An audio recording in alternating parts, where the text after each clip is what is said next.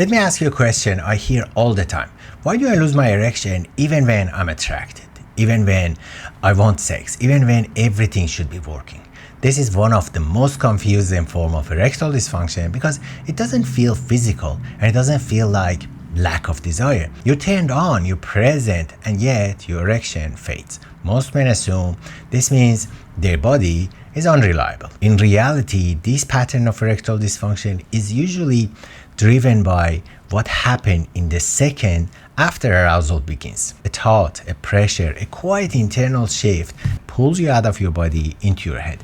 In this video, I'm going to show you why attraction alone isn't enough to keep an erection, and how self-monitoring and self-criticism interrupt arousal, and what actually helps your body stay engaged instead of shutting down. Because once you understand this mechanism, losing an erection stops feeling mysterious and start feeling reversible. Let me tell you something that I see almost every week in the practice. A man sits down, takes a breath, and says, I'm exhausted from fighting myself.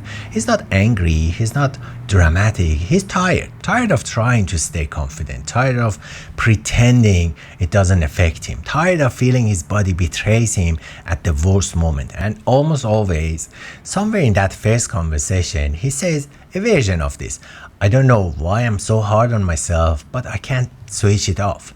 That sentence matters because the voice, the one criticizing, warning, preparing for failure, is not just hurting confidence, it's directly interfering with erections. Before we go deeper, if you're unsure whether what you are dealing with is mental, physical, or a mix of both, take my free vitality check quiz. It's quick, private, and it shows you which system is actually under strain. Your body, your mind, your relationship, and what to do next. You'll find the link below. Now let's talk about that voice no one explained. Part 1, the voice in your head isn't you. Most men think self-criticism is just part of who they are.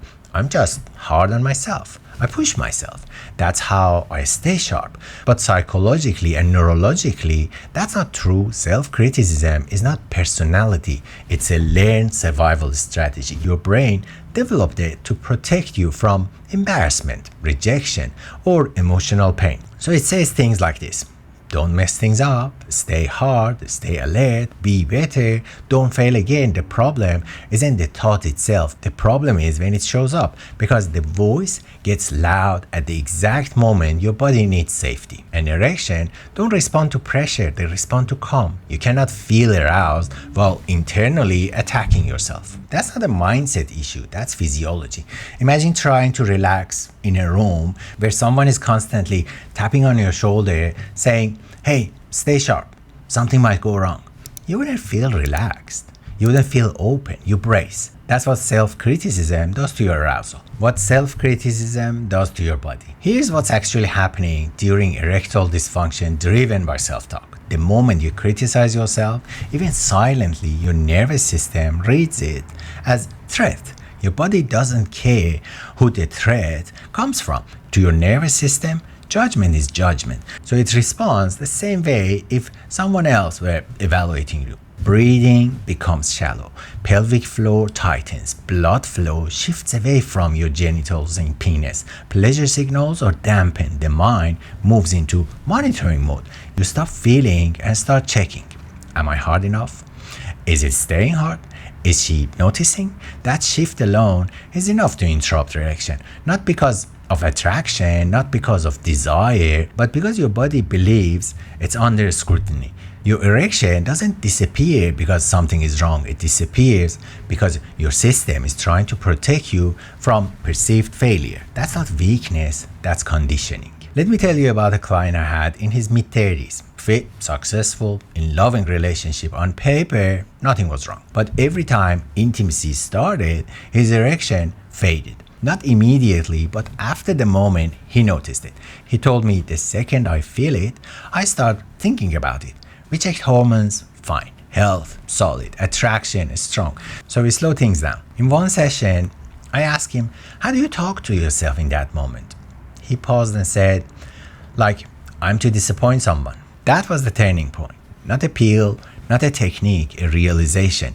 He was motivating himself the same way he motivated himself at work, with pressure and threat, But arousal doesn't respond to leadership language, it responds to safety. 2 weeks after shifting that internal tone, no force, no trick, he said, for the first time, I wasn't trying to be good. I was just there and my body followed. That's not coincidence. That's how the nervous system works. Here's the trap most men fall into. They notice the erection wobble, so they try harder.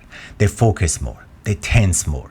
They monitor more. But effort is fuel for critique. And the more you try to control an automatic process, the more it shuts down. You cannot will an erection into existence more than you can will yourself to fall asleep. Both require letting go, not effort. Now, if you're starting to see that this isn't about fixing your body, but retraining your nervous system, I built a free 3-day masterclass called The Hard Truth. It walks you through exactly how arousal works, how to calm the internal pressure, and how to rebuild reliable erections from inside out. Short sessions, practical, grounded. You'll find the link below. But let me show you how to break this self-criticism loop. This is trainable, not overnight, but reliably. Step 1, I want you to name the voice. You don't argue with it, you don't fight with it, just notice it. The moment you hear don't fail, you label it pressure. That one step creates a space. You're no longer inside the thought, you're observing it. Step 2, shift your attention to sensation. Self-criticism lives in the head. Arousal lives in your body. Touch, warmth, breath, movement. You make sensation louder than thoughts. The nervous system always follows the strongest signal. Step 3, remove the test. Pressure thrives when there is a pass-fail outcome. So you remove the test. Low pressure night, no penetration, no performance language, connection without evaluation. That's not avoidance, that's retraining. Step 4, daily calm practice. 5 minutes a day. Not to relax, to teach your body neutrality, because confidence isn't built in the bedroom. It's built in how safe your nervous system feels before you get there. A man in his early 50s says something that stuck with me. I'm not scared my body will fail. I'm scared my mind will turn on me. 2 weeks later, he said, the voice is still there, but it doesn't run the room anymore. That's the goal, not silence, leadership. If you're a kind of man who wants a clear plan, not just guesswork, you can book a free Empower Plan call with me. It's real conversation, no script or pressure. We map what's actually happening in your system and what to do next. The link is below. Bottom line is self-criticism is learned, but so is confidence. And when the voice inside you softens, your body stops bracing for failure. Erection doesn't need force, they need permission.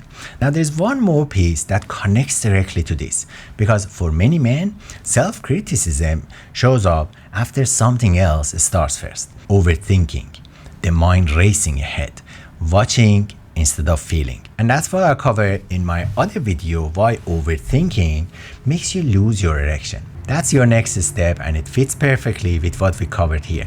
Click it here and I'll see you there.